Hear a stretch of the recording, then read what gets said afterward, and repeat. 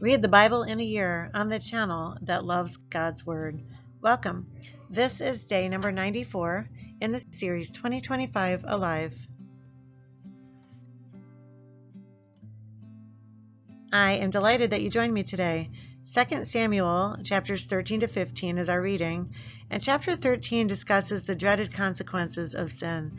Amnon, son of David, was no stranger to sin, and although he was in the royal family, he still had consequences from God for those sins. Let's begin.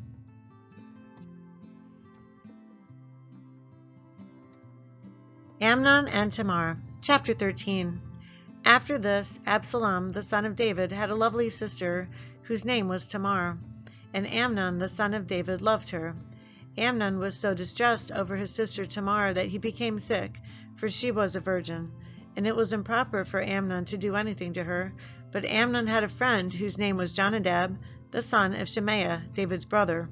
Now Jonadab was a very crafty man, and he said to him, "Why are you, the king's son, becoming thinner day after day? Will you not tell me?" Amnon said to him, "I love Tamar, my brother Absalom's sister." So Jonadab said to him, "Lie down on your bed and pretend to be ill. And when your father comes to see you, say to him, 'Please let my sister Tamar come and give me food, and prepare the food in my sight that I may see it and eat it from her hand.'" Then Amnon lay down and pretended to be ill. And when the king came to see him, Amnon said to the king, "Please let Tamar, my sister, come and make a couple of cakes for me in my sight, that I may eat from her hand." And David sent home to Tamar, saying, "Now go to your brother Amnon's house, and prepare food for him."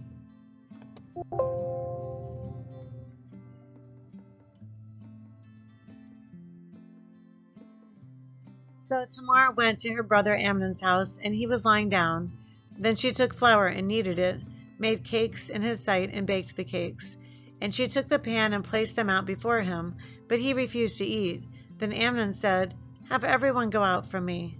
And they all went out from him. Then Amnon said to Tamar, "Bring the food into the bedroom that I may eat from your hand." And Tamar took the cakes which she had made, and brought them to Amnon her brother in the bedroom. Now when she had brought them to him to eat, he took hold of her and said to her, "Come lie with me, my sister." But she answered him, "No, my brother, do not force me, for no such thing should be done in Israel. Do not do this disgraceful thing. And I, where could I take my shame? And as for you, you would be like one of the fools in Israel. Now therefore please speak to the king, for he will not withhold from me you." However, he would not heed her voice, and being stronger than she, he forced her and lay with her. Then Amnon hated her exceedingly, so that the hatred with which he hated her was greater than the love with which he had loved her. And Amnon said to her, "Arise, be gone." So she said to him, "No, indeed, this evil of sending me away is worse than the other that you did to me." But he would not listen to her. Then he called his servant who attended him and said, "Here, put this woman out, away from me, and bolt the door behind her." Now she had on a robe of many colors, for the king's virgin daughters wore such apparel. And his servant put her out and bolted the door behind her. Then Tamar put ashes on her head, and tore her robe of many colors that was on her, and laid her hand on her head, and went away crying bitterly. And Absalom her brother said to her, "Has Amnon your brother been with you? But now hold your peace, my sister. He is your brother. Do not take this thing to heart." So Tamar remained desolate in her brother Absalom's house.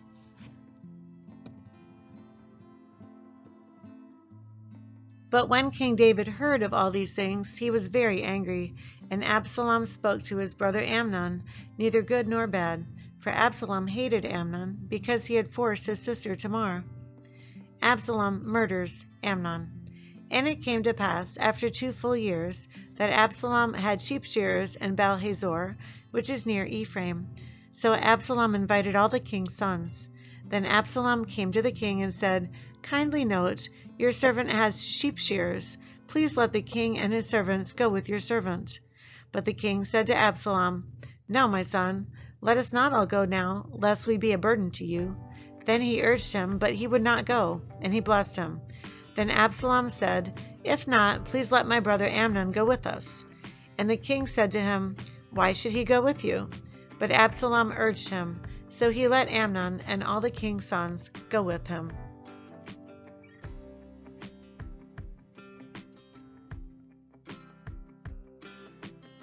Now Absalom had commanded his servants, saying, Watch now, when Amnon's heart is merry with wine, and when I say to you, Strike Amnon, then kill him. Do not be afraid. Have I not commanded you? Be courageous and valiant. So the servants of Absalom did to Amnon as Absalom had commanded.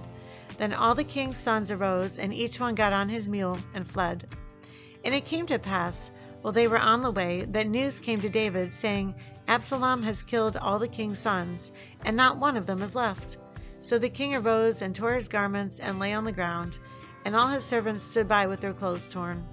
Then Jonadab the son of Shemaiah, David's brother, answered and said, Let not my lord suppose they have killed all the young men, the king's sons, for only Amnon is dead. For by the command of Absalom this has been determined from the day that he forced his sister Tamar. Now therefore let not my lord the king take this thing to his heart, to think that all the king's sons are dead, for only Amnon is dead.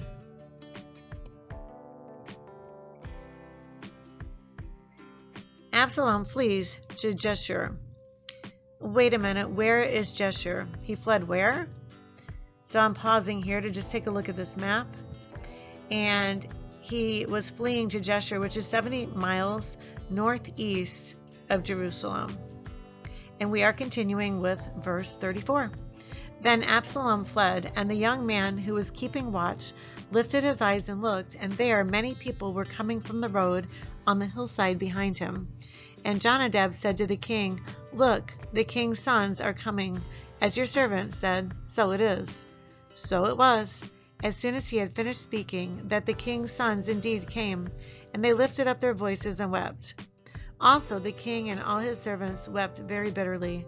But Absalom fled and went to Talmai, the son of Ammihud, king of Jeshur. And David mourned for his son every day. So Absalom fled and went to Jeshur, and was there 3 years.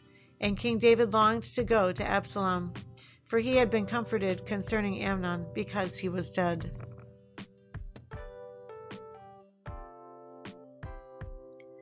Chapter 14. Absalom returns to Jerusalem. So Joab the son of Jeruiah perceived that the king's heart was concerning about Absalom. And Joab sent to Tekoa, and brought from there a wise woman, and said to her, Please pretend to be a mourner, and put on mourning apparel. Do not anoint yourself with oil, but act like a woman who has been mourning a long time for the dead. Go to the king and speak to him in this manner. So Joab put the words in her mouth. And when the woman of Tekoa spoke to the king, she fell on her face to the ground and prostrated herself and said, Help, O king. Then the king said to her, What troubles you? And she answered, Indeed, I am a widow. My husband is dead. Now your maidservant had 2 sons, and the 2 fought with each other in the field, and there was no one to part them. But the one struck the other and killed him. And now the whole family has risen up against your maidservant. And they said, Deliver him who struck his brother, that we may execute him for the life of his brother whom he killed, and we will destroy the heir also.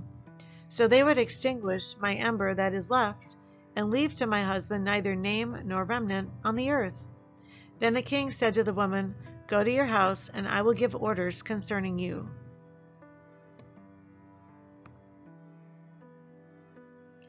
And the woman of Tekoa said to the king, My lord, O king, let the iniquity be on me and on my father's house, and the king and his throne be guiltless. So the king said, Whoever says anything to you, bring him to me, and he shall not touch you any more. Then she said, Please let the king remember the Lord your God, and do not permit the avenger of blood to destroy any more, lest they destroy my son. And he said, As the Lord lives, not one hair of your son shall fall to the ground. Therefore the woman said, Please let your maidservant speak another word to my lord the king. And he said, Say on. So the woman said, Why then have you schemed such a thing against the people of God? For the king speaks this thing as one who is guilty, in that the king does not bring his banished one home again. For we will surely die and become like water spilled on the ground, which cannot be gathered up again. Yet God does not take away a life, but he devises means, so that his banished ones are not expelled from him. Now therefore I have come to speak of this thing to my lord the king, because the people have made me afraid. And your maidservant said, I will now speak to the king. It may be that the king will perform the request of his maidservant. For the king will hear and deliver his maidservant from the hand of the man who would destroy me and my son together from the inheritance of God. Your maidservant said, The word of my lord the king will now be comforting, for as the angel of God, so is my lord the king, in discerning good and evil. And may the Lord your God be with you. Then the king answered and said to the woman, Please do not hide from me anything that I ask you. And the woman said, Please let my lord the king speak. So the king said, Is the hand of Joab with you in all this? And the woman answered and said, As you live, my lord the king, no one can turn to the right hand or to the left from anything that my lord the king has spoken. For your servant Joab commanded me, and he put all these words in the mouth of your maidservant. To bring about this change of affairs, your servant Joab has done this thing. But my lord is wise, according to the wisdom of the angel of God, to know everything that is in the earth. And the king said to Joab, All right, I have granted this thing. Go therefore, bring back the young man Absalom. Then Joab fell to the ground on his face and bowed himself, and thanked the king. And Joab said, Today your servant knows that I have found favor in your sight, my lord, O king, in that the king has fulfilled the request of his servant. So Joab arose and went to Jeshurun and brought Absalom to Jerusalem. And the king said, Let him return to his own house, but do not let him see my face. So Absalom returned to his own house, but did not see the king's face. David forgives Absalom. Now in all Israel there was no one who was praised as much as Absalom for his good looks. From the sole of his foot to the crown of his head, there was no blemish in him. And when he cut the hair of his head, at the end of every year he cut it because it was heavy on him. When he cut it, he weighed the hair of his head at 200 shekels according to the king's standard. To Absalom were born 3 sons and 1 daughter whose name was Tamar. She was a woman of beautiful appearance. And Absalom dwelt 2 full years in Jerusalem, but did not see the king's face. Therefore Absalom sent for Joab to send him to the king, but he would not come to him. And when he sent again the second time, he would not come. So he said to his servants, See, Joab's field is near mine, and he has barley there. Go and set it on fire. And Absalom's servants set the field on fire. Then Joab arose and came to Absalom's house and said to him, Why have your servants set my field on fire? And Absalom answered Joab, Look, I sent to you, saying, Come here, so that I may send you to the king, to say, Why have I come from Jeshurun? It would be better for me to still be there. Now therefore let me see the king's face, but if there is iniquity in me, let him execute me. So Joab went to the king and told him. And when he had called for Absalom, he came to the king and bowed himself on his face to the ground before the king. Then the king kissed Absalom.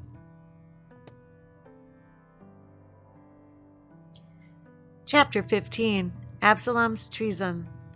After this it happened that Absalom provided himself with chariots and horses and 50 men to run before him. Now Absalom would rise early and stand beside the way to the gate. So it was, whenever anyone who had a lawsuit came to the king for a decision, that Absalom would call to him and say, What city are you from? And he would say, Your servant is from such and such a tribe of Israel. Then Absalom would say to him, Look, your case is good and right, but there is no deputy of the king to hear you. Moreover, Absalom would say, Oh, that I were made judge in the land, and everyone who had any suit or cause would come to me, then I would give him justice. And so it was, whenever anyone came near to bow down to him, that he would put out his hand and take him and kiss him. In this manner Absalom acted toward all Israel who came to the king for judgment. So Absalom stole the hearts of the men of Israel.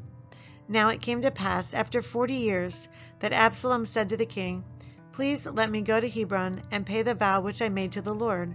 For your servant took a vow while I dwelt at Jeshurun in Syria, saying, If the Lord indeed brings me back to Jerusalem, then I will serve the Lord. And the king said to him, Go in peace. So he arose and went to Hebron.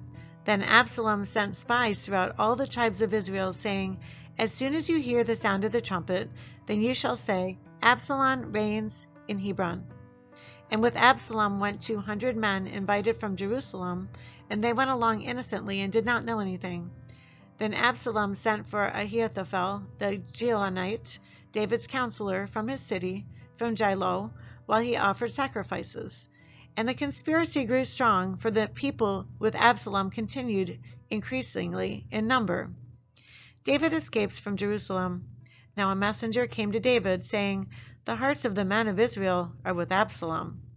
So David said to all his servants who were with him in Jerusalem, Arise, and let us flee, or we shall not escape from Absalom. Make haste to depart, lest he overtake us suddenly and bring disaster upon us, and strike the city with the edge of the sword.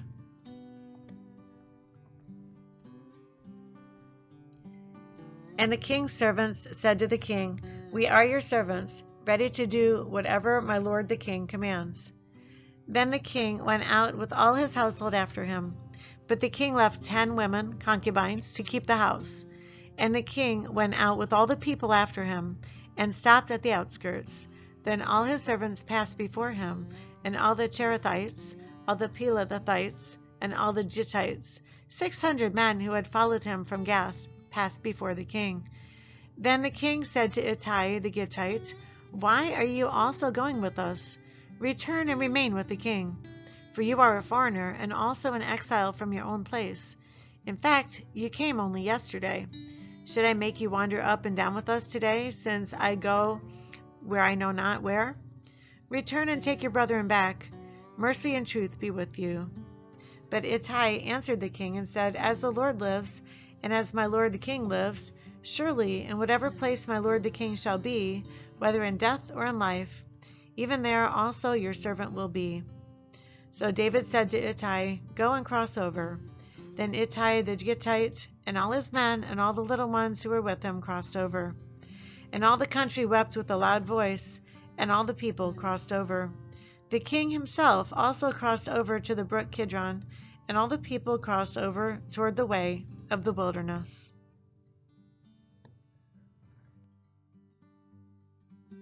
There was Zadok also, and all the Levites with him, bearing the ark of the covenant of God. And they set down the ark of God, and Abiathar went up until all the people had finished crossing over from the city. Then the king said to Zadok, Carry the ark of God back into the city. If I find favor in the eyes of the Lord, he will bring me back and show me both it and his dwelling place. But if he says thus, I have no delight in you, here I am, let him do to me as seems good to him. The king also said to Zadok the priest, Are you not a seer? Return to the city in peace, and your 2 sons with you, Ahimaaz your son, and Jonathan the son of Abiathar. See, I will wait in the plains of the wilderness until word comes from you to inform me. Therefore Zadok and Abiathar carried the ark of God back to Jerusalem, and they remained there. So David went up by the ascent of the Mount of Olives, and wept as he went up. And he had his head covered, and went barefoot. And all the people who were with him covered their heads, and went up, weeping as they went up.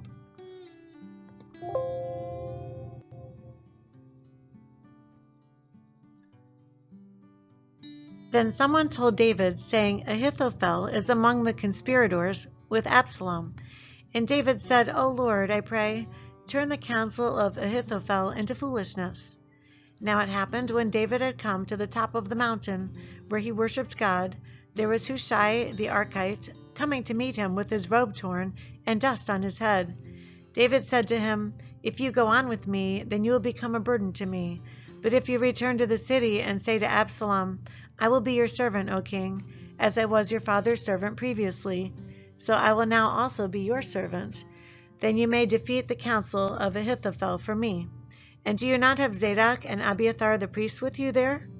Therefore it will be, that whatever you hear from the king's house, you shall tell to Zadok and Abiathar the priests. Indeed, they have there with them their 2 sons, Ahimaaz, Zadok's son, and Jonathan, Abiathar's son, and by them you shall send me everything you hear. So Hushai, David's friend, went into the city, and Absalom came into Jerusalem. This concludes 2 Samuel 13-15. If you've come to this channel and you're a believer in Jesus, then he wants you to know that his return is soon. Remember what Matthew 24:44 says. So you also must be ready, because the Son of Man will come at an hour when you do not expect him. If you don't know Jesus, 1 Corinthians 15:2-4 says that he died for our sins according to the Scriptures, was buried, and was raised on the third day according to the Scriptures. Call on Jesus today. I can't wait to see you again tomorrow. Goodbye.